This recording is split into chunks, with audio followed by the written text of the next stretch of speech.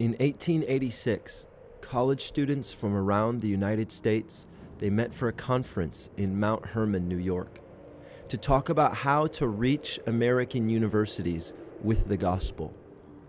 In attendance was a young man named Robert Wilder, who was a student at Princeton. As the son of a missionary, Robert went to Mount Hermon feeling the Holy Spirit stirring his heart and his soul for the yet unreached nations of the earth. And over the course of that month-long gathering, the missionary zeal in Wilder's heart, it began to spread among the other students who had gathered. On the last night of the conference, 100 students, now known as the Mount Hermon 100, they stood up among their peers and they committed to give themselves and their life to the task of finishing the Great Commission by the end of their generation. Their mantra became the evangelization of the world in our generation, a lofty goal by any standard. But their hearts were burning with more than youthful zeal and passion. They were feeling the heart of God. After the conference had ended and the students all went home, Wilder, with the support and the sponsorship of the YMCA, took an entire year off from school at Princeton to travel the country and tell the story of the Mount Hermon 100 and to call other college students to give their life for the sake of the gospel going forth into the nations. In the first year, over 2,000 students pledged to leave the shores of America and to sow their life into the nations for the sake of Christ's name. What had started with Robert Wilder and those 100 students eventually snowballed into what's now called the Student Volunteer Movement. And over the next 25 years, more than 20,000 American college students left their homeland to try and evangelize the world in their generation.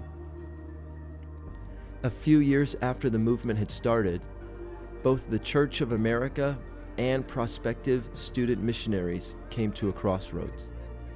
You see, word had started to get back that all of the young missionaries who had left, they were all dying.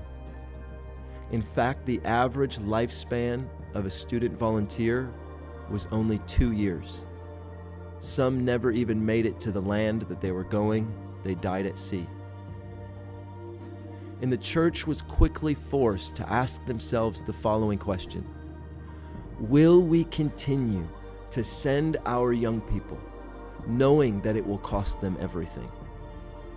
And in response, students who were getting ready to go and serve as missionaries in a foreign land, they began to pack their belongings in caskets and coffins and load them on the ships. They said, yes, we will still go. Why would they do this? Why would they knowingly give everything?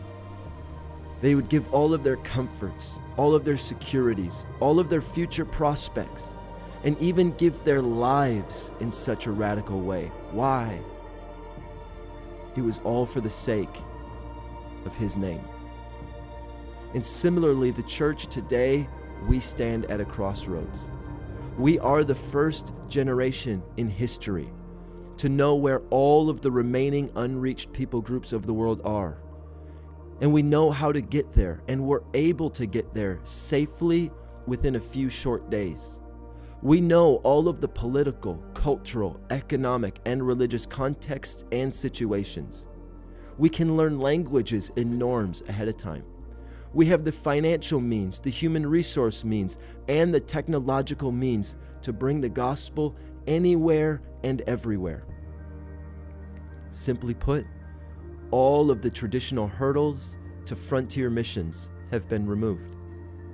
All of the problems that used to make it difficult to go have been solved.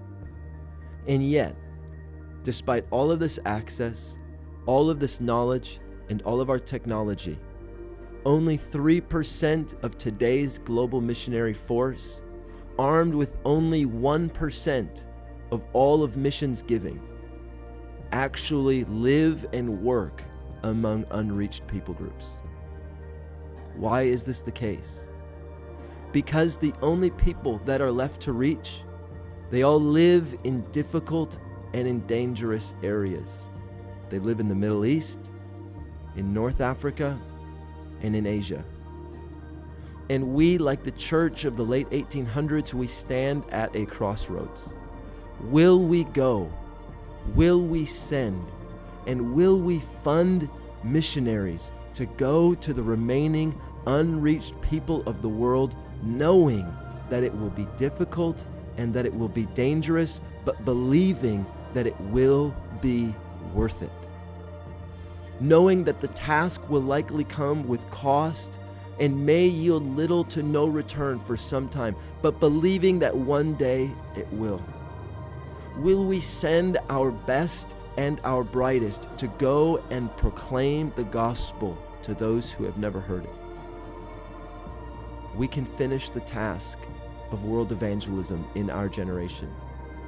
We only have to ask ourselves the following two questions. Is Jesus worth it? And will we go?